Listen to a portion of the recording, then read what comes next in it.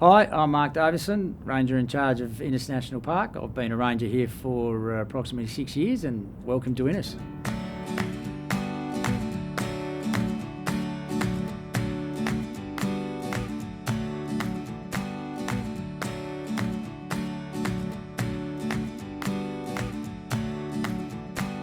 So Innes lies approximately 260 k's from Adelaide. We're right on the tip of York Peninsula, but it's an easy 3 to 4 hour drive from Adelaide. It brings you down the peninsula through a variety of towns and scenery.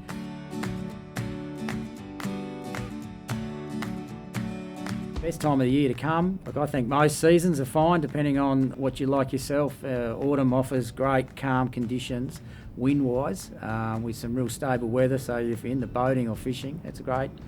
Winter's beautiful and green down here. The rain turns everything green and just softens the environment. Summer's beautiful for those warm sunny days if you just want to lie on any of the multiple beaches we've got through the park.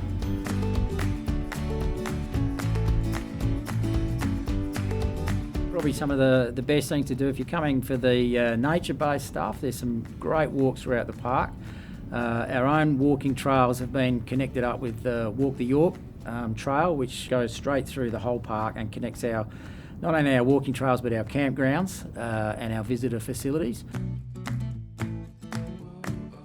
Got a lot of great day visitor areas, such as this one that we're standing in now, Ethels Beach, Cape Spencer, right through to Browns Beach, easily accessible for all vehicles. You don't need a four-wheel drive to come down here. A conventional vehicle will get you through the whole park and to all the sights to see. If you're a fisherman, we've got some great fishing locations, and for the surfers, we cover off on some of the best waves in the state. Behind me we've got Pondalowie Bay, which is one of the more popular areas of the park. Great spot for fishing and for surfing, and as you can see, the scenery and the views from up here on West Cape are really, really spectacular. West Cape itself is a great place to come and visit. We've got a lookout up here which gives you a 360 degree view across the Southern Ocean out to Wedge Island, across to Kangaroo Island, and then back across the park, encompassing the whole of the park. So it's a great place to visit, to take in the size of the park.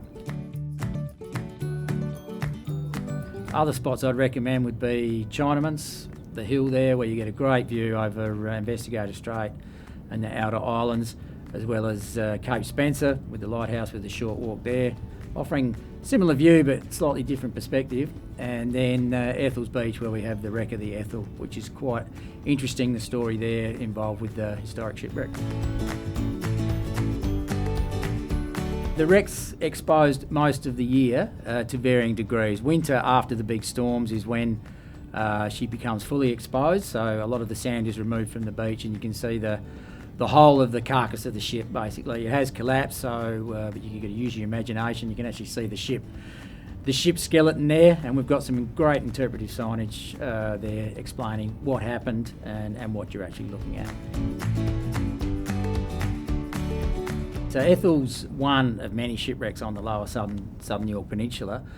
We do have the Maritime Heritage Trail, which encompasses the whole of the southern York Peninsula. Within the park itself, we have quite a few. Probably the biggest draw cards are the Hugo Mont at Stenhouse Bay, and also the Marion, which is in the bay at Chinaman's.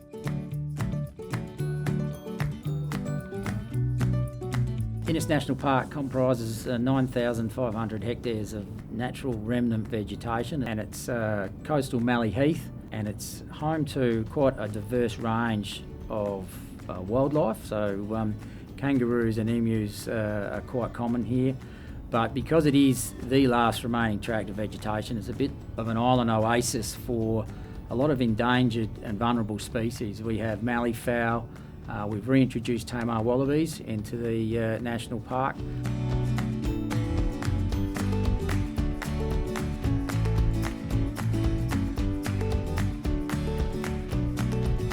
On the coastal fringes, the sea eagles and the ospreys, which are vulnerable to extinction, these birds, so the habitat that we provide is quite important to them, as well as the offshore islands on which they live.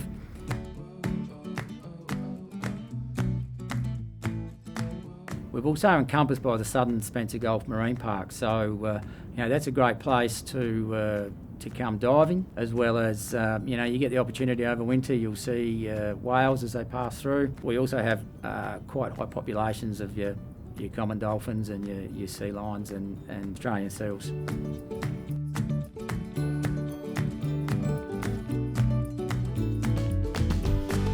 For those people who are interested in history, we've got the old mining village of Inniston itself, which contains a lot of ruins of the mining the gypsum mining that used to happen within the park.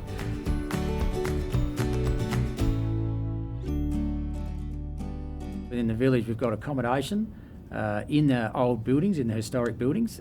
We have 7 lodges in total. You can book your accommodation as well as the campgrounds within the national park. All those are available to be booked online, and we recommend that you book before you come, and that way your campsite's there waiting for you when you arrive, and you don't have the hassle of trying to sort something out when you get here.